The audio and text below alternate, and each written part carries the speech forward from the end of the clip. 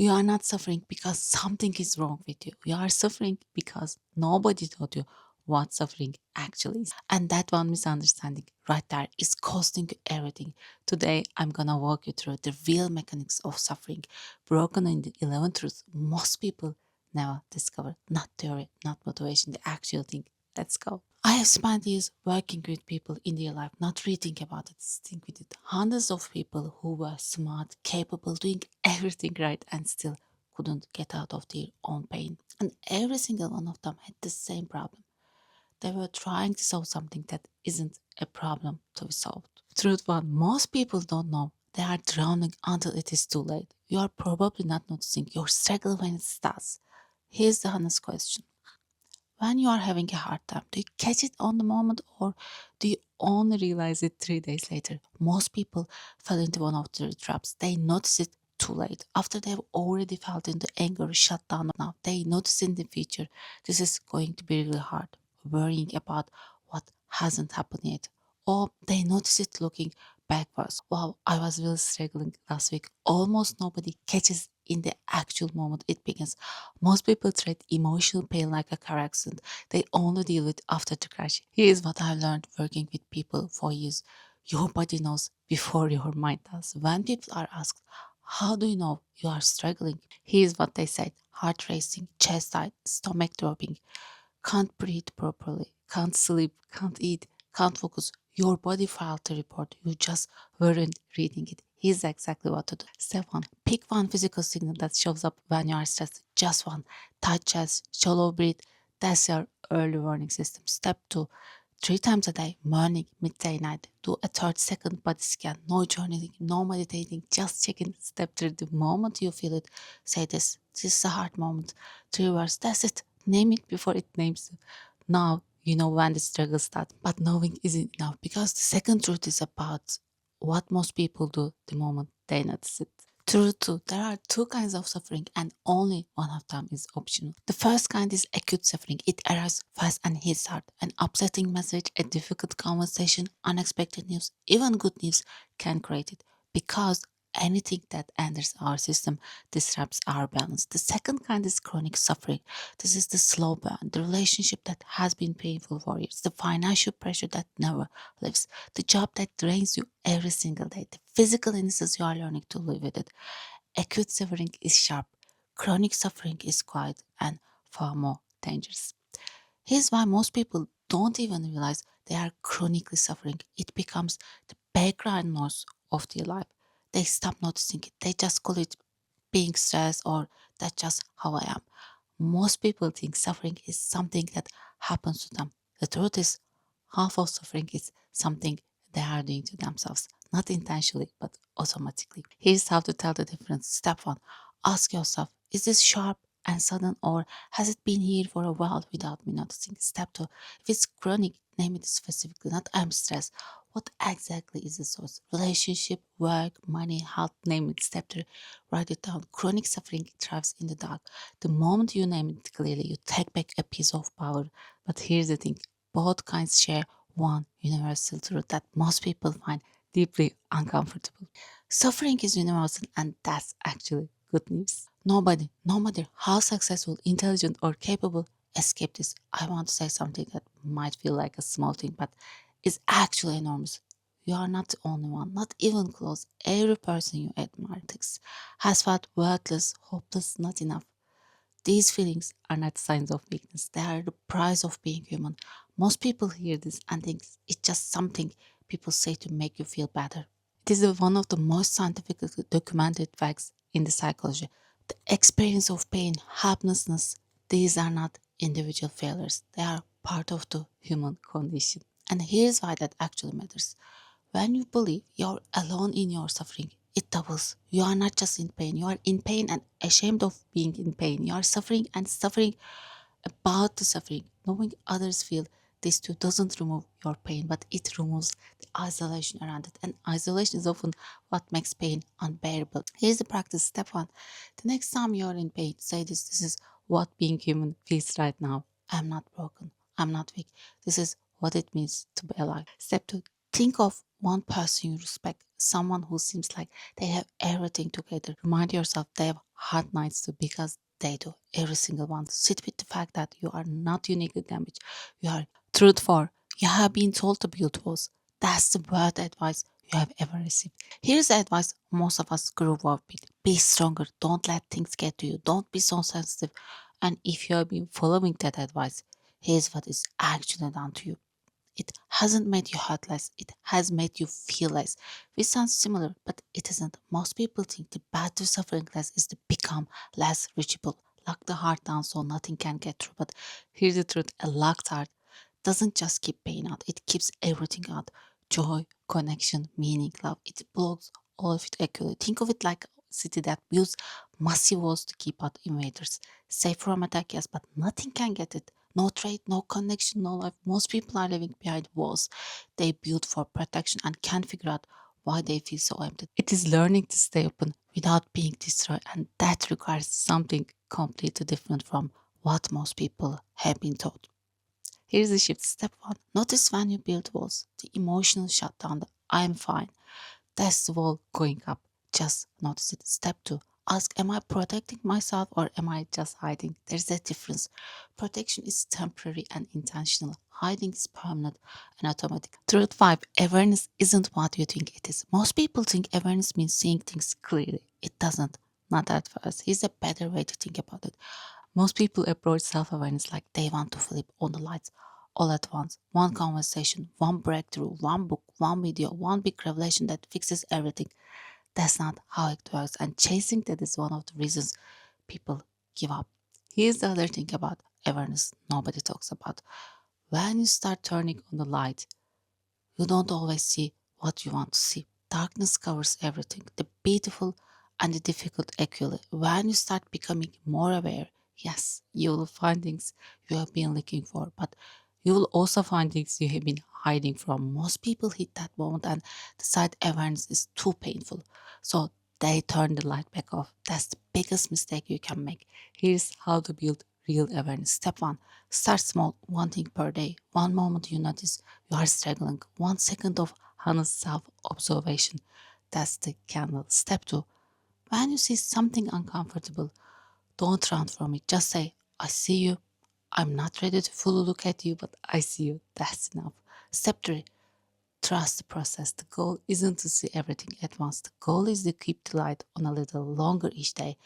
Awareness is the foundation, but here's the truth six about what happens when we avoid that awareness entirely. Truth six, what you don't notice doesn't disappear, it gets louder. Here's a truth that sounds simple but changes everything. Whatever you are avoiding is still there. You can look away from it, you can distract yourself from it, you can build elaborate systems to never have to think about it. It doesn't move. There's a metaphor I love for this. Imagine being in a dark room and sensing there's something in the corner, something you don't want to see. You don't look at it. You tell yourself it's not there, but it's there. And because you won't look at it, it becomes enormous. This is what happens with emotions we don't face. They don't disappear into the dark, they grow in it. They become the thing that shapes every decision, every relationship, every reaction without you ever consciously choosing to let them. Most people have one of these reactions when something uncomfortable appears. Fear and panic, overreacting to the feeling itself, rehearsing, running through scenarios, obsessively trying to prepare, blaming, pointing outward so you don't have to look inward. Anything to not fear right now, all of these are forms of looking away and all of them make it worse. Here's what to do in step one. The next time you feel yourself looking away, just notice it. I'm avoiding something right now. Step two, ask, what would I see if I looked? You don't have to look yet. Just asking the question start to reduce the power. Step three, remember, I don't have to like this. I don't have to be okay with it, but I can acknowledge that step. Not liking something and acknowledge it. Those are two completely different things. Truth seven, most of your suffering isn't actually about right now. How much of your pain right now is actually about this moment, not yesterday, not last year, not what might happen next year or next month, just this moment. Almost none of it, right? Is what's actually happening. You are living in a time machine. Every moment of distress pull you backwards into the past, replaying what went wrong, what was said, what happened, or it pulls you towards into the future, rehearsing what might go wrong, what might be said, what might happen. Think about the last time you were really anxious. How much of that anxiety was about something that's what's literally happening in that exact second? Almost none. It was about memory or projection or both. The suffering isn't in the present. The suffering isn't a story you are telling about the present. You are just thinking the past and the future and what's actually here right now. That's it. Here's how to practice this. Step one. When you feel the stress rising, ask, is this happening right now or am I in the past or the future? Step two. If you are time traveling, come back. Feel your feet on the floor. Hear the sounds around you. Look at something physical in the room. Anchor yourself in now. Step three. Ask, what's actually true in this exact second? Often the answer is, I'm okay right now. Truth 8. The eye of the hurricane. Here's the most opposite thing about difficult emotions. The safest place is the center, not outside it, not running from it, right in the middle of it. Think about hurricane. The edges are violent, chaotic, but the center, the eye, is completely still. Most of us, when we are in the emotional pain, rounded edges, we spin out, we lose ourselves in the chaos of reaction. What if you could stay in the center instead? The center is where you can observe the storm without being consumed by it, where you can feel the pain without becoming it, where you have just enough space to choose your response instead of just reacting. Most people think staying in the center of difficult emotion means suppressing it. It doesn't. It means staying present with it without running, without fighting, without collapsing. The mind's default mode is to fix, to immediately solve, explain, or escape. The center asks a different question. Can I just stay here with this for a moment? Not an hour, not forever, just this moment. Here's how to find the center. Step 1. When emotion rises, stop before you react. Even 2 seconds, that's pause, is the center. Step 2. Name what you feel. This is fear, this is anger, this is grief. Naming puts you in the observer seat. The observer is always in the eye of the hurricane. Can I stay with this just for right now? Not solve it, not fix it, just stay with it. You will be surprised how much changes when you stop running. Truth 9. Your mind is lying to you about how to feel better. When we are struggling, our mind tells us the same thing every time. Think your way out of it, analyze it, find the reason, understand the root cause, build a better narrative, think harder, and it almost never works. Here's why. Research shows that when our emotional state drops, our cognitive process becomes significantly less effective. You need a different tool.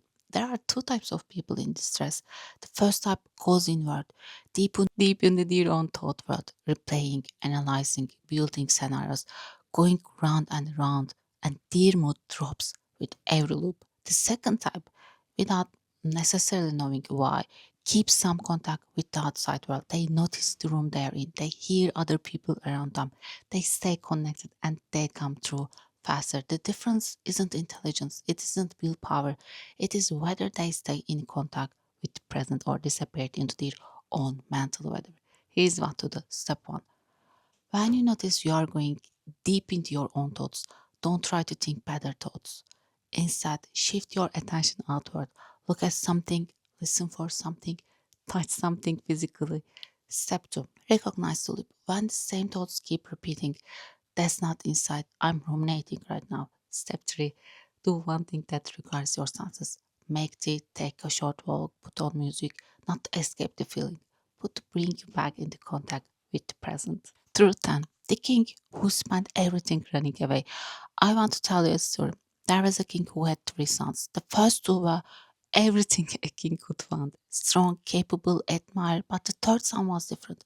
Quiet, uncertain, the king didn't know what to make of him. And every time the king saw this son, he felt uncomfortable. The king spent enormous resources, soldiers, builders, money, all to keep this one thing at a distance, and eventually exhausted, the king admitted something.